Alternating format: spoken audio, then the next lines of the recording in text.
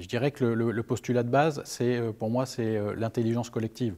Alors ça part des services de l'État, ça part dans notre cas des services de la métropole, des bailleurs sociaux, éventuellement des promoteurs. Là on parle en l'occurrence de bailleurs sociaux et de Valoir Habitat. Eh bien c'est toute l'ingénierie qui est mise en œuvre en fait pour devancer les défis de l'avenir.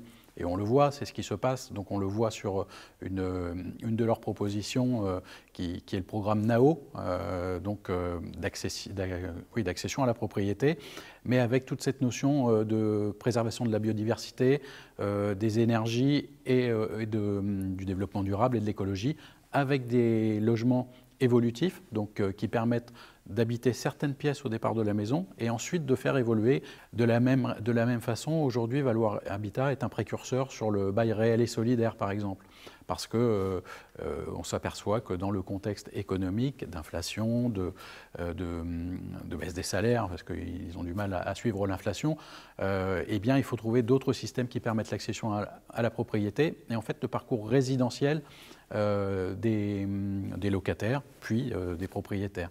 Et ce bail réel et solidaire permet finalement, pour la personne qui veut accéder à la propriété, de s'exonérer de l'achat du foncier et donc de constituer un capital.